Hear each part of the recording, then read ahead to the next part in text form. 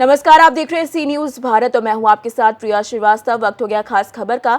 खबर गिरिडीह से है, जहां जिला डीआरडीए सभागार कक्ष में उपायुक्त नमन प्रियेश लकड़ा की अध्यक्षता में पल्स पोलियो अभियान को लेकर जिला टास्क फोर्स के तहत हॉस्पिटल मैनेजमेंट और 15वें वित्त आयोग और पीएम एबीएचआईएम लेप्रोसी केस डिडक्शन आदि के सफल क्रियान्वयन और संचालन को लेकर महत्वपूर्ण बैठक आयोजित हुई।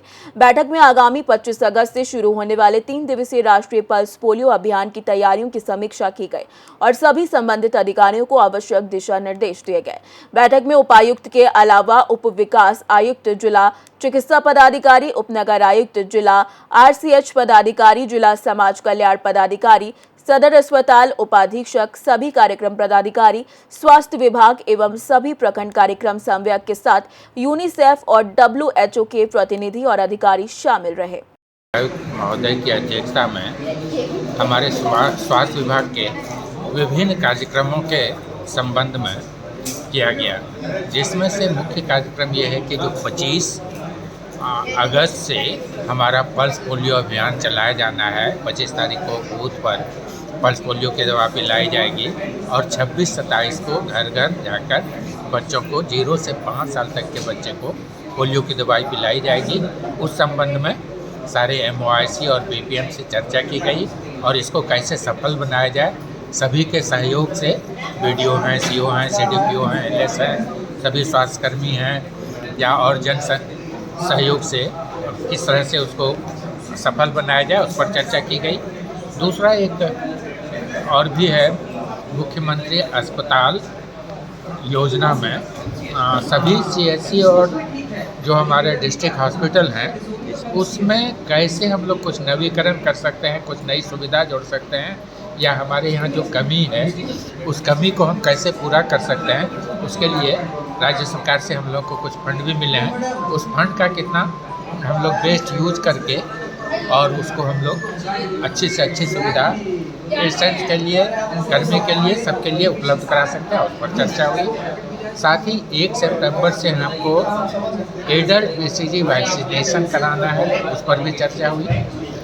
और साथ साथ हेल्थ के अन्य इंडिकेटर्स में चर्चा हुई, जहां और उसमें सुधार करने के लिए हमें क्या करना चाहिए उस पर चर्चा की गई। जैसे NC है, इंस्टीट्यूशनल डिलीवरी है, रूटीन इम्यूनाइजेशन है, सारे वस्तुओं पर लगभग हम लोगों ने चर्चा किया। और नए कुछ भवन निर्माण से भी संबंधित है, जिसमें चर्चा की गई कि जो जगह मिला हुआ है हमें उपलब्ध है, वो जगह उपयुक्त है कि नहीं उस निर्माण के लिए, उस पर इस बैठक में चर्चा की गई। सर, एक सवाल है सर, सारे सुविधाओं के विषय में तो सर आप लोगों ने सर चर्चा कर ली, लेकिन सर सफाई के विषय में सर क्या निर्णय आया है सर? क्योंकि सर सदर की स्थिति अभी सफाई में बहुत ही गंदी एक्चुअली है क्या कि सदर हमारा बहुत पुराना है और इस तरह के बन गए हैं ना कि थोड़ा सफाई करने के बाद भी दिखता नहीं है। इसलिए हम लोग कुछ उसमें इस तरह से चेंजेस करना चाहते हैं कि ताकि वो साफ़ सफाई की व्यवस्था भी अच्छी रहे और दिखे भी। जी सर, खासकर से बाथरूम खराब था, बाथरूम हम लोग बनवा रहे हैं, तोड़वा के बनवा रहे हैं, ताकि जो समस्या है लोगों की दूर हो सके। हम लोग निरंतर प्रयास कर रहे हैं कि हम लोग पेशेंट्स को अधिक से अधिक क्या सुविधा दे सकते हैं। जैसे अभी एक्सरे की सुविधा दे रहे हैं, अल्ट्रासाउंड की सुविधा हो गई, लैब की सुविधा हो गई, ब्लड सेपरेशन यूनिट जल्दी ही शुरू होने वाला है, डायलिसिस सदर अस्पताल का अपना चल रहा है। तो लगभग हम लोगों ने सारी सुविधा यहाँ शुरू किया है। जो कुछ बचा हुआ है उसको भी हम लोग अगले कुछ दिनों में करेंगे। पूरे राज्य में और गिरिडीह जिले में भी 26 अगस्त से पल्स पोलियो अभियान की शुरुआत हो रही है।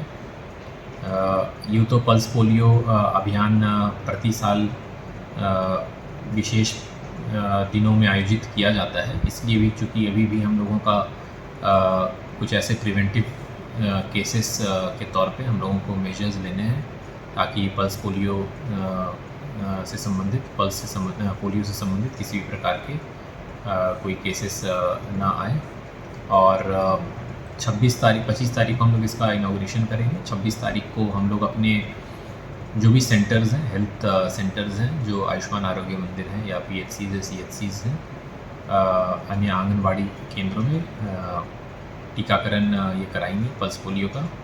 और 27 तारीख onwards door to door visit होगा ताकि कोई भी अगर बच्चे छूटे रह गए हैं उनको पल्स पोलियो का टीकाकरण दिया जा सके। मेरा आप सभी मीडिया बंधुओं से ये अनुरोध है कि आप लोगों के माध्यम से लोगों तक ये जानकारी पहुंच सके और केंद्रों में आकर लोग अपना पल्स पोलियो का टीकाकरण बच्चों का करा सकें तो वो ज़्यादा अच्छा रहेगा और ताकि घर